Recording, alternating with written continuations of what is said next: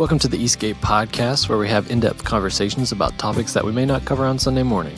My name is Nate, and today I'm joined by Rob Woodrum, Janelle Green, Matt Green, Blake Roseman, and Tyler Jones.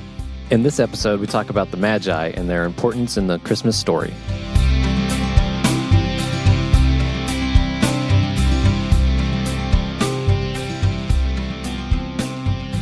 Happy Friday, everybody. My name is Nate. I'm the student pastor here at Eastgate. My name's Janelle. I'm one of the pastors here at Eastgate. Hi, my name is Blake. I'm the smartest Cajun you'll ever meet. My name is Rob. I'm one of the pastors here at Eastgate. My name is Tyler. I'm one of the worship leaders here at Eastgate. My name's Matt, and I am also one of the worship leaders here at Eastgate.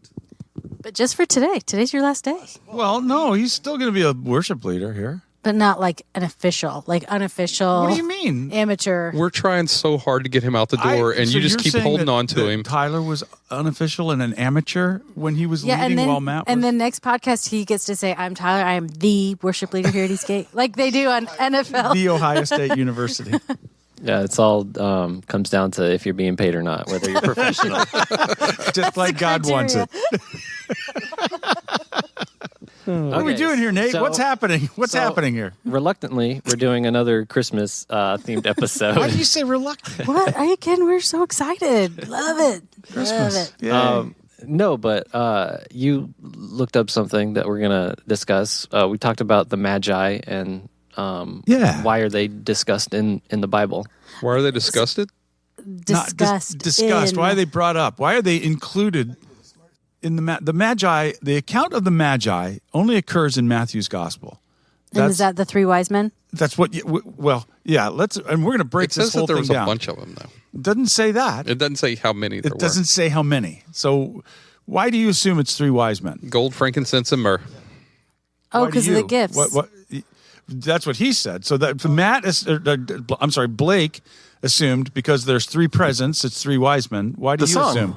Okay, what's the song? We three kings of Orient are bearing gifts. We traverse of our, and then they sing about the gifts. So I always put them together with the Magi. Mm-hmm.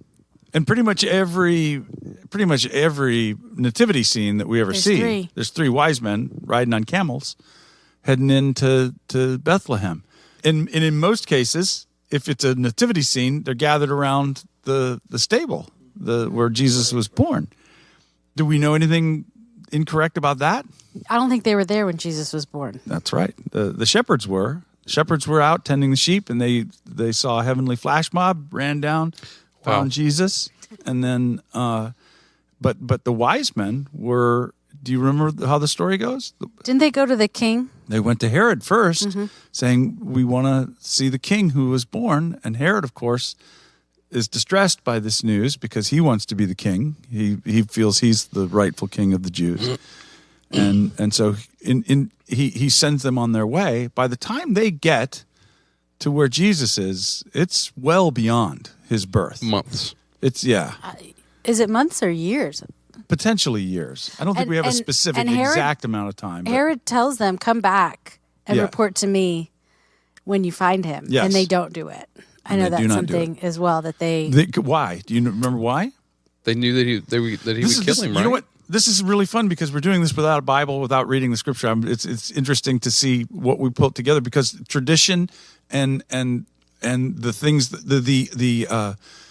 not tradition, but the lore. The lore that surrounds Christmas can sometimes actually hedge out the actual biblical narrative. So the reason they don't go back, anybody remember why?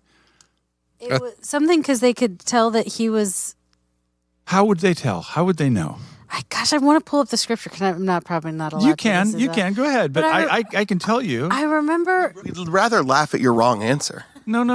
I mean, there's not a wrong answer. I just remember like it was something about how they discussed they would not go back because they didn't believe what he said or they knew...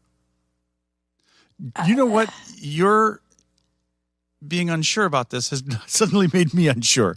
Because I know that...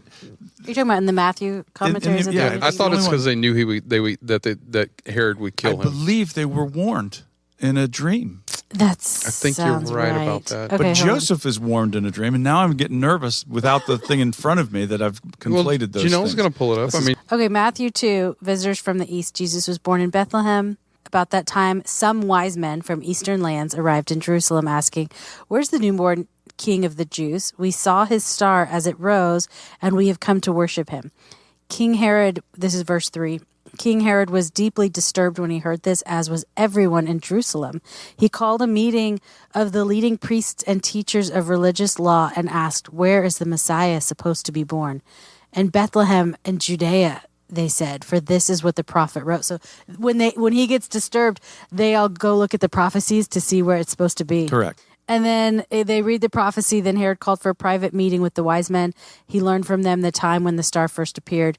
Then he told them, "Go to Bethlehem, search carefully for the child. When you find him, come back and tell me so that I can go and worship him too." After this interview, the wise men went their way, and the star they had seen in the east guided them to Bethlehem. It went ahead of them and stopped over the place where the child was. When they saw the star, they were filled with joy. They entered the house and saw the child with his mother Mary, and they bowed down and worshipped him. Then they opened their treasure chests, gave him gifts of gold, frankincense, and myrrh. When it was time to leave, they returned to their own country by another route, for God had warned them in a dream not to return to Herod. So, what an interesting story, though. Like, what here's what we got to really puzzle through. There is a long-standing uncomfortableness between discomfort. Here we go. A long-standing discomfort between Judaism and the pagan religions, and especially astrologers and occultists and things like that. Astrologers, maybe not so much. There are actually some elements of Judaism that embrace elements of astrology. Is that Zoroastrianism? Well, no. I mean, that's a later development, but of course they would incorporate that. That grew out of Jewish mysticism. But there are some elements that I think, and you know, like with anybody, with any group of people who have hold to various convictions on a religious level, there's going to be various substrata of those kinds of things. But I do think that in the biblical narrative, don't you think it's odd? Like these guys show up in this. I just find that fascinating. People puzzle over that, and there's all kinds of different theories. Michael Heiser has different views on that. And here's what I think is interesting. So Philo, who was a Jewish philosopher, was contemporary to Jesus. I think he preceded Jesus just by a little bit, would refer to, in a very favorable sense, a school in Babylon, which was East, which is always referred to as the East, a school in Babylon that, you know, followed the stars and the things like that. And he legitimized them in his writings because they were descended from a school that was established. You got to look on your during face. During exile, and specifically by Daniel, the prophet. And it was legitimized in that sense, which actually carries over as to why Herod Herod was no pious individual, but even for the optics Jewish, though, right? He converted to Judaism. Oh, okay. But for the optics of it, to allow foreign astrologers in to, you know, entertain them would have been weird. But if they were from the school, if they were Jewish.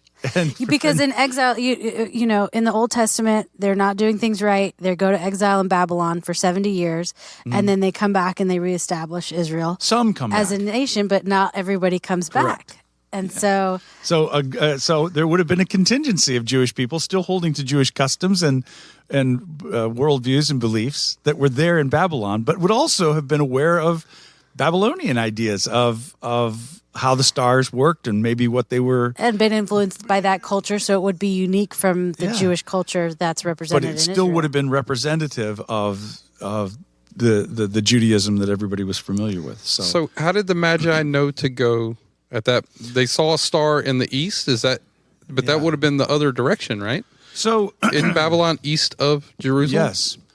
So a star rising in the east, it's... you know, there's so many different theories about what that could possibly be. There are 9 characteristics that the Bible ascribes to the star. It signaled a birth. It signified kingship. It had a connection to the Jewish nation. It rose in the east, which is not what a polar celestial body would do. Appeared at a precise time. Herod didn't notice it when it appeared. It's interesting that when they visit with Herod in the court there, none of his scholars seem to be aware of it at all. Only these guys are aware of it. It endured for a long period of time. It stays there. It stays in that space, but it also it goes directly ahead of the Magi to guide them, and it stops over Bethlehem where Jesus is. So there's all kinds of so many different ways in which they've tried to figure out, was this a comet? Was this an actual celestial? So I've heard, it might be, it is extra biblical, but and it could just be one of those things where people try to make something fit into the Bible or whatever. But apparently in Chinese writings at that time, there was a comet that went through and lasted for, I think, 2 or 3 months. As far as I've ever seen, 2 or 3 weeks. I could be wrong on this. Again, I might be wrong. We're talking off the cuff here, so please forgive me if I'm getting these things wrong. But I won't believe forgive you. that they have looked at all the various possibilities of different celestial bodies and comets and things like that were present at that time period, and they can't really identify anything specifically. Well, and you wonder too, and if that's something that they look at, what is it that they're looking at in a star that says, "Oh, there's a new king"? I would be like, "Oh, there's a new star." That would represent that and there's it's a new. directly tied to Judaism, to Israel. And so it would kind of make sense if you were to, kind of follow that logic of it being descendants from exile, and that would matter to them. Because I would also think, why would, if there's another country and another king, but to gather precious gifts like that. I'm not really responding to what you just said, so I'm sorry. But I was just thinking, I guess now I'm just sort of wondering, what is the purpose of the story? The declaration of the king? I think so. And I also believe that by attaching it to the east, Babylon, always representative of the larger nations, even though these were potentially, and we don't know for sure, potentially a contingency of Jewish people from there, I think it signals to us that the one that was always the great enemy and threat to Israel, Babylon, is now actually being incorporated into the story, and this thing begins to spread. And bowing down in yes, a way and that worship, yes, the king of yes. Israel is not even doing. That's right, yes. So would Babylon have been considered like a New York or a London? Oh, you see in all of the biblical narrative, even Paul refers to Rome as Babylon. That's something where that's kind of the general term It becomes, of honestly, a large offensive opposing force. Yes. Babylon, you look at Babylon like a hyperlink. It's always going to be in reference to the larger nations that were always a threat to God's people. Okay. Could they have gone back and written about the birth of Jesus? Do we have any other? Is there any other accounts of the birth of Jesus? Oh, outside of the Gospels? Outside of the God. No, so that's an interesting thing that in Matthew and in Luke, the virgin birth narrative takes place and the birth of Jesus is described. The other two Gospels leave it out entirely. The other two Gospels kind of jump in mid-story. And then there isn't, Paul never once brings it up. Peter never brings it up. James never brings it up. John never brings it up. The closest we get is Revelation 12, but even there it's not defined as a virgin birth, but it is an interesting thing because Revelation 12, he sees a vision of a woman who's pregnant, clothed in the sun, a crown of stars over her head, standing on the moon. Standing with the moon under her feet, not standing on the moon. That sounds like Neil Armstrong, but you know what I mean. So we've got this imagery of celestial, astrological things, or not astrological, but astronomical. Thank you. Astronomical things associated with the birth of this child. So that does kind of reference us back, but it's in imagery and metaphor. I find that fascinating. That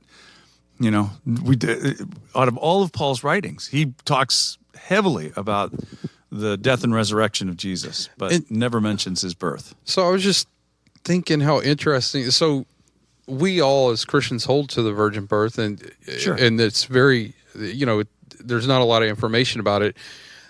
I think that it's something that we do in Christianity or in Bible reading, that it's like the the least amount of information that we have about something, the more we kind of hold on. Like Melchizedek, for instance, we kind of gravitate toward it because we want to know. Yeah, because it's more. the mystery and the So I wonder if it's almost intentional that it isn't mentioned a lot, or what atonement means isn't mentioned a lot, and we get 2,000 years. We know what atonement means. We don't know the how it's mechanics. achieved. Yes. Yeah, we don't know exactly. We know it's achieved. Yeah, we don't know the mechanics of it. We don't know exactly what it is that. But it gives us 2,000 years of discussion over culture and I mean, so that I think that's kind of neat. Maybe it is. I love it. I think it's really cool. I love these kinds of things. These things don't throw me at all. I find it fascinating to just be able to contemplate and meditate on it. But then we don't know who's right and who's wrong. Well, and so that is true. We got to.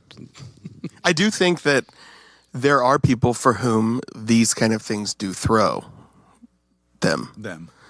And I think that's. I guess what I guess I would be interested what we would say to them. If it throws you and maybe I think this is a good example of something where the deeper you get into theology and biblical study and historical context and all this stuff, you start to realize the things that you've been brought up with in your faith are slowly getting pulled away. And as much as we say maybe those things aren't that important, it's hard to pull those things away from yourself if they become such a deep part of your identity. And so that's why I was asking, what is the purpose of the story ultimately of the Magi? Well, again, so we could apply that to something we read about not too long ago in Gospel of Matthew with Jesus walking on the water. What in the world is the purpose? There's nothing pragmatic about that. Nothing at all. But it's there as a demonstration and an illustration. A demonstration of Christ's divine power, an illustration of what Christ has come to do, to subdue the chaos and to provide us a place of safety and haven, even in the midst of that chaos, knowing that he's well able to bring us through. So it becomes illustrative, but it's also demonstrative of his power and authority as Messiah. So the Magi would fit in that same category to me. It's a demonstration that this is worldwide. This was not just something that was going to affect Israel and the Jewish people. This was something that was going beyond. It was boundary busting, what God was about to do. And this was the only virgin birth in the Bible, right? We don't have any other. No. Okay. No. I didn't think so. And again, it's one of those. It's an absurd story. Like we all know that, right? No, I mean, come on, it's absurd. We have to be able to say it. If we don't say it's absurd, we're denying reality and we're diminishing the power behind this. It is absurd. Women don't just spontaneously get pregnant and have babies. That doesn't happen. It's never happened before. The writers of the Bible knew that. They weren't idiots. They weren't like, maybe it could happen. No, they know. Everybody knows this. That's just a reality of life. They knew how preposterous it was what they were writing down, and they wrote it down anyway, and they presented it for us. And well, and you see that too with how Joseph was planning to divorce her. Like there was not divorce, but to end the engagement. Yeah, and his do it quietly, and to do it quietly. That there's that kindness there in that action. But you see, like there wasn't like the people around her believed her. Right. And nobody believed her. It took supernatural God speaking to Joseph through a dream for him to realize, okay, maybe this is something happening. And I still think that's even why she gave birth with the animals. Because in a home where you have a home and you have different layers of like the animals are on the bottom floor and then there's different spaces for people. I guess I just can't imagine a scenario where the pregnant woman wouldn't be given preferential treatment. And so the fact that she's with the animals, I think is the shame that goes with that pregnancy of like, you can be in the house. We're not going to leave you on the street, but you have to be with the animals because we want it clear, like we don't approve of what's happened here. And see the gospel. Go ahead.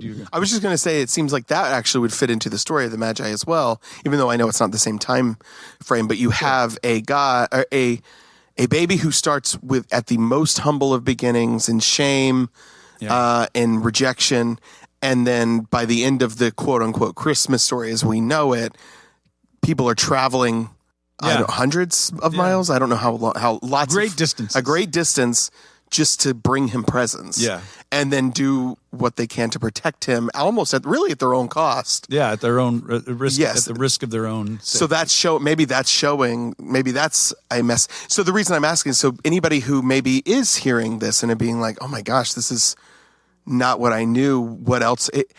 Is that at the core of it, that message is the same, even if you still believe the one that they showed. There were 3 of them. They showed up the night of. It's still the same story that people traveled a great distance for this baby who was born to acknowledge his kingship and rule. The skin is different. The heart is still right. Yeah, that's a good way to word it. I also think about too, like the shame that, because obviously this is a culture of like honor and shame, and so like honor moves you up the ladder, shame pushes you down, and so the shame that Mary represents to her, but it also affects the family, and the shame they may have felt with her being there during that time, and just like that thought. Obviously, I'm being a little silly here, but that idea of like the doorbell rings, and there's these, people dressed in like Christmas Vacation, but just that they have like just what that must have been like of like you're here almost trying to hide the shame, and here are people with these gifts that represent luxury and great, you know what I mean? All of these things, and that they're there for that baby that is the source of shame in your home. They bring gifts that reinforce his honor and his glory, while he, in the eyes of everybody else, is actually an object of ridicule and shame. Yeah. That's the story of God. But that's it. Yeah. So think about how the gospel is constructed. We begin in shame and impossibility. And how does it end? In shame and impossibility.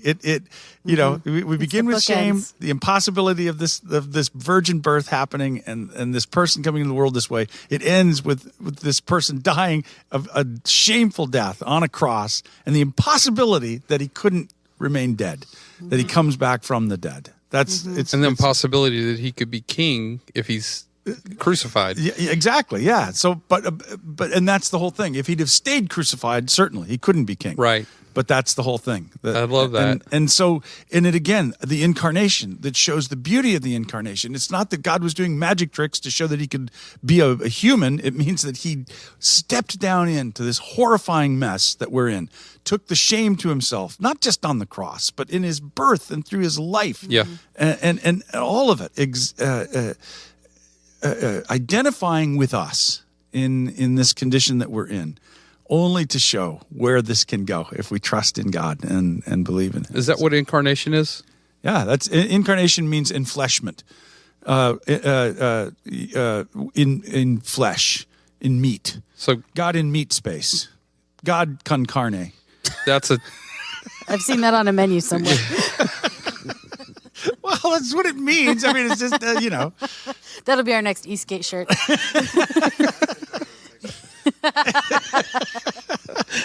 Sorry, it's probably too far. Forgive me, everybody. Well, I'm excited for Christmas. That's a literal translation. I think that we know why translations get weird. All right, so we have a little bit of time left, so I thought we could all go around and we could all say our favorite thing about Christmas or this time of year. My favorite thing about Christmas is just the entire sense of coziness with family. And I will say that the lights, I love Christmas lights. It's like one of my favorite things. And it, to me, carries a theological significance in that he being the light of the world, coming into the world. Well, I'm sorry. I just feel like, I don't know. I love Christmas lights. I love them. I like all the presents I get, especially the good ones that cost a lot of money. I could see this that. This was the guy that was complaining about commercialism I know, the other day. like, about the tree up too early. Give me more presents. Who are you, man? One of my new favorite traditions that Janelle and I have is that we watch an ungodly amount of Hallmark movies, Christmas movies. They're so fun. We have such a good time watching them, finding the good ones, even the bad ones. We sit there and we're like, oh, this is boring. What do you... isn't there like a term for watching something? A hate watch? Yeah. We're not hate watching. That's cynical. We're watching it genuinely to be like, here's genuinely the way I look at it. When you eat a McDonald's cheeseburger, are you thinking, man, what a good cheese, this is one of the best burgers I've ever had? Probably not. But are you thinking, oh, I'm going to eat this and hate it? No, you're enjoying what it is. I enjoy the Hallmark movies for what they are, which is garbage. They're garbage. They're not good for you. They don't serve you in any way. Junk food. It's Christmas junk food. But it tastes good. That's why I like. And so, anyways, we have a lot of fun watching those every year. Yeah, we visited Matt's family for Thanksgiving, and I was telling his parents the first night we got there, I'm like, okay, we're here for 4 nights, which means we probably will only get to about 8 Hallmark movies, so y'all need to narrow down which ones you want to watch. We had a great time. Actually, the other day, Matt and I were watching one, and we didn't know it was going to be time travel. Surprise time travel. And we both gasped and said, time travel, and we Robbie and I grabbed each saw other's that hands. Did you like it, the Grand Ole Opry one? Listen, this is not the thing. I'm in a full agreement with the junk food analogy. But It's so fun. and I'm picky about my junk food. So I'm not always like, Yeah. to me, Taco Bell, McDonald's has is not the gotten same. in this practice. They salt those burgers. It's really gross. It's so bad. Oh yeah, sorry. Good idea. That's a great one. And the chili cheese burritos that they bring back for limited amounts of time are so good. So Dad's I feel favorite that way part of about the Christmas is McRib. Christmas. I want to know from Nate, what's your favorite Hallmark Christmas movie? Yeah, Nate. I don't know any by name. I used to watch them all the time with my dad. Oh, did you really? Yeah. See, the surprising things you learn about Nate, because I would have totally assumed this No, would have he been a loves it. curmudgeon response. Because Nate, how many times have you seen Christmas Vacation, National Lampoon's Christmas Oh, Vacation? dude, you can't call him out publicly like this. I brought that up to Dakota, and apparently we watched it together, but I don't remember it. You That's watched worse. it but didn't remember it? That's Blocked it worse, out of my dude. memory, I guess. So your in-laws don't make you watch it every year? What here we kind of go. Christmas do you even have? My favorite Christmas tradition. You just said it was watching the Hallmark movies. That was Matt. That was Matt. Matt's. I just got to comment. It's hard to tell them apart. My daughter's birthday is Christmas Eve. And so yeah. it's really fun. We do our Christmas Eve service here at church, which is always really a great time. And then afterwards we go home and she wants me to make her dinner because a lot of places get closed that time of day. Right. And that time of year. And so usually she has me make chicken pot pie. She loves comfort food and she likes to stay up late and watch Home Alone. And I just love Gosh, that little that's- special family time Man, every year. Sammy's so awesome. It's so fun. Home Alone is so great. Have y'all seen that Publix commercial of that little girl whose birthday is on Christmas? No. And she writes to Is she Santa. crying? She's like, it's always Christmas. I just want a birthday. And Aw. Santa brings her a birthday. Or it might be a boy. I don't know. It's super cute. Aw. Well, Sammy, That's just Publix trying to make money, though, because of consumerism. Sammy is so practical because I was wrapping her presents in Christmas wrapping paper and was like, oh no, I have to get birthday wrapping paper. She's like, oh, please don't go to the store for me. I could care less. I'm like, well, no, it's your birthday. And she's like, seriously, just give me the present wrapped in Christmas. And I was like, oh, okay. You So couldn't wrap it inside out and She's right. a good person to have a Christmas Eve birthday because she true. really doesn't care. She's just a good person. That's the truth. What about Nate? You didn't answer. Tyler can answer first.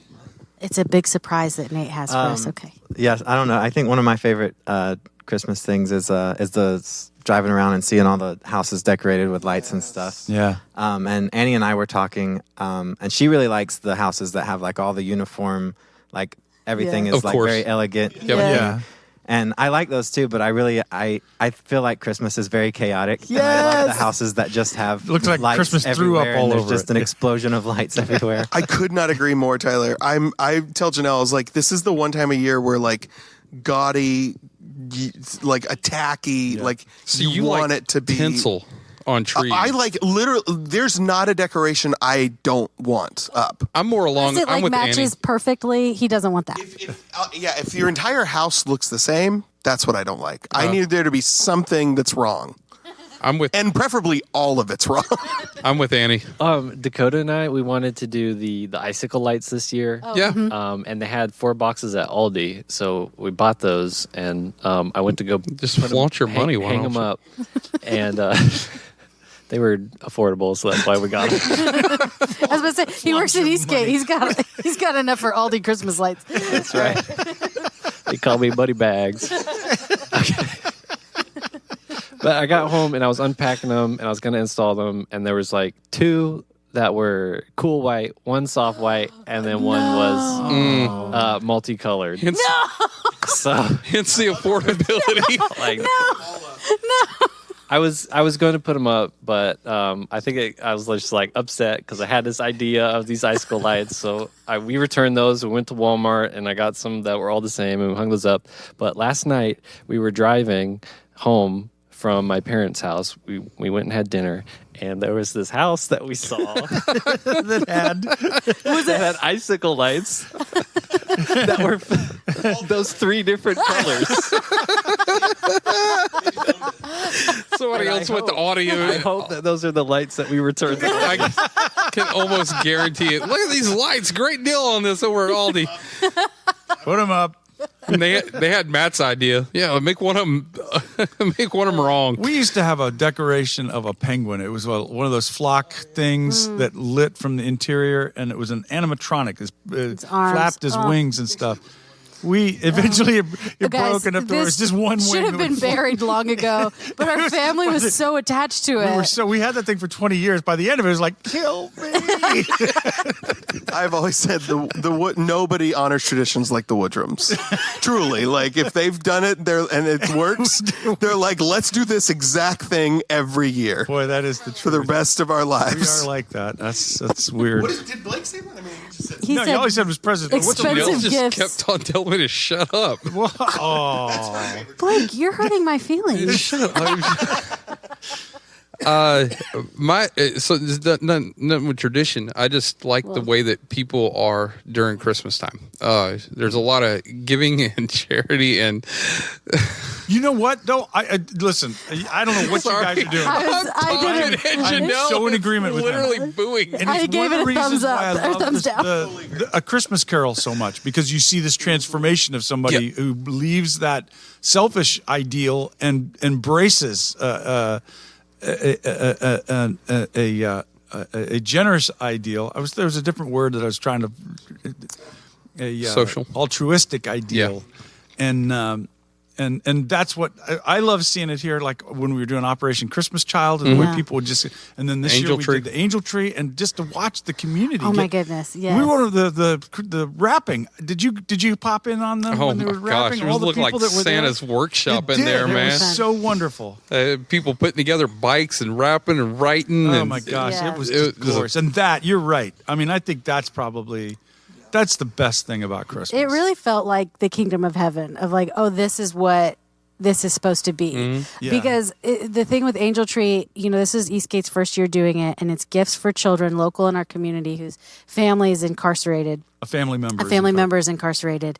And it's such a selfless act from everyone in the community. By the time the child gets the gift, it's wrapped and it's being given from the person in jail, or from the person in prison. It's not and from so Eastgate, it's there's from- no fingerprints. Your fingerprints are not on it in terms of Janelle bought this from Eastgate and she thought of you. Like, no, like it's completely like this altruistic, selfless act. And it was so beautiful on Sunday. Anonymous, yeah. And I felt like really represented God's heart. Not that it has to be anonymous to be God's heart, but that it was just I felt like the way the community can gather together around those who are vulnerable, those who may be hurting, and share God's love. I love that. But the one thing that happened on Sunday was that Mackenzie Cash was talking about how she had picked an angel tree, one for a 2-year-old. And she was like kind of skipping through the halls telling me all about what she had picked out for this 2-year-old and talked to me about Mackenzie's 10. And she was like talking about, I picked this and then I wanted this to go with it. And I had to do this, but I had to work in the price range. And like the way she was lighting up about it, just realizing how this has affected so many different people in so many positive ways. It reminds me of that story of there's that woman who she worked in a big city and she's like a CEO of this company. And Is this one of the Hallmark and movies? she has to go back to her hometown. And when she's there, she gets stuck in this cabin of this guy who grows Christmas trees, and she's like, "Oh, I hate Christmas," and the guy's like, "You just don't get it." And then she's like, "Oh, you're right," and they fall in love, and she learns the spirit of Christmas. It's that same idea. Oh my God! You know what's fun is that when I was telling the angel tree, Matt and I shared a microphone. When I was telling about angel tree, Matt just kept putting his hand out to take the microphone. I was like, I know I'm talking a lot, and he's probably got something really great to say, and just constantly reaching his hand out, like, "Are you ready? I'm ready to talk." And I love that. That was what you. had to take the microphone to say. Are you going to recover from this, Blake? I was just thinking about like a really bad Silent Bob. Like doesn't say anything and then finally does. Like I just wish you were silent. Silent Bob. I think that some of my favorite Eastgate traditions that we have for the church is Bob Hess setting up the Christmas village. So this started when Hurricane Michael hit in 2018. Their home was unusable for close to 5 years. Yeah, too long. And so because he had all these Christmas village stuff in containers in a storage unit, he had asked, hey, could I just set him up at Eastgate because I have nowhere to put him? And so that's how this started. And he set it up over the soundboard. But then this year it has expanded to the subwoofers by the front of the stage, the info hub, the kids gate area, the office, the youth room. The youth room has a whole Christmas vacation set up. But Which is ironic because Nate doesn't even know what it means. Oh, it's wasted on you. But I just, it fills my heart. I can't, there's not like a word to describe it. And I was just thinking, if you haven't gotten the chance, you really should go close to the different villages because there's like little Easter eggs in all of them. It's not just like cool houses. Like really get close. It's wonderful. Should we make like a checklist that people could pick up by the front you try to go around and if you can like spot each one, turn it in for like a. I love that. I do too. Peppermint. A high five. A high five. Peppermint. Turn it in and you get to wear the Christmas tree costume for are you 90 talking about, seconds. like a candy cane? Yeah. No, I thought peppermint. I was trying to think of the worst prize. Werther's. Werther's. Yeah, we should quarter. do that. We should do like a little scavenger. Wouldn't that be We fun? should. I think it's great. 100%. We got to make sure we know everything that's up in We there. don't. Let's just limit it to this up here above the soundboard. No, No, you got to I explore. I don't think there's Have them tearing the furniture apart. I know that there's one over there in that. There is? Very I don't helpful. want to say it on the microphone. Yeah. Okay. Okay, let's do it. Sounds fun. Well, my favorite part about this time of year. Nobody asked you, Nate. No, I didn't. We heard That's the right. icicle story. Wasn't That's that not your his favorite part of the part of yeah. Christmas? What's your favorite? No, I'm sorry, Nate. Oh, everybody say sorry to Nate. Aw. I'm not sorry, Nate.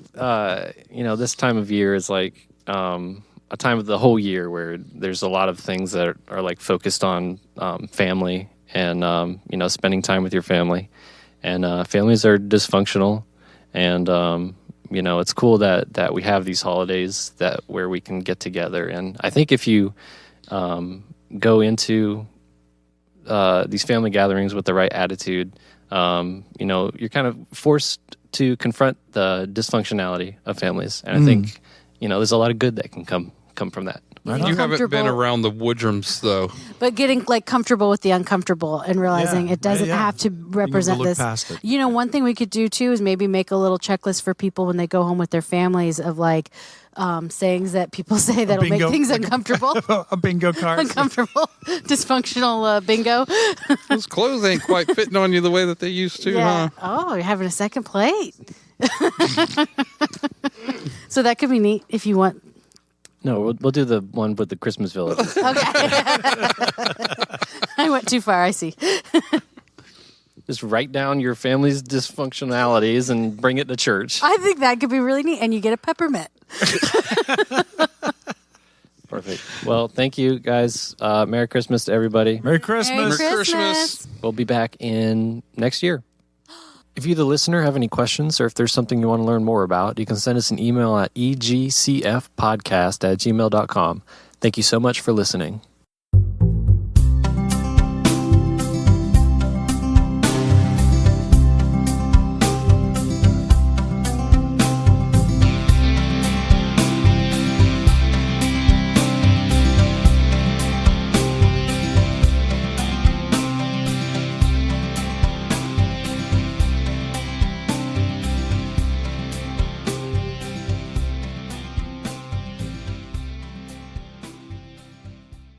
That's not This true. is the last episode This is the for last this year. one of the. Well, is there anything we want to say?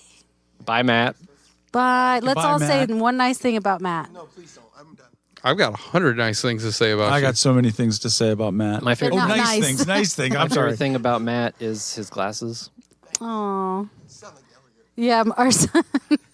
When we were asked our son to describe Matt, he said he's got glasses and a beard. And Matt's like, oh, you know me so well. So different than any stranger off the street would know me. Here's the thing. Elliot was 100% accurate. Oh, yes. He's I love the passion that Matt brings to worship leading is phenomenal. And then one person told me, was complimenting Matt, was saying, I just love coming and hearing Matt. Mm-hmm. And I was waiting for him to explain about it because he never wears shoes. I was like, oh, yeah, that's a thing, I guess. Let's cut it. Joe Jackson. Goodbye, My favorite thing everybody. about Matt is his authenticity Yes. and his honesty that he exhibits whenever he's having a conversation Matt with you just put as something he's over his just head, covering his head up. My favorite thing is his genuineness, that he's caring, Yes. and that he's just fun. He is fun. I'm not going to say anything because I don't really like to compliment him. But he knows that. Do you even like him? Well, that's a surprise. That's a question for our therapist. Should make it Tyler good. Tyler's favorite thing about Matt is that he's leaving and giving Tyler a position to. He's losing his mind, and I'm reaping all the I just want to benefits. say I appreciate all the training and and encouragement for worship leading and even just being in the band because it's never something I ever thought I would be doing. Well, that's awesome. That's really sweet.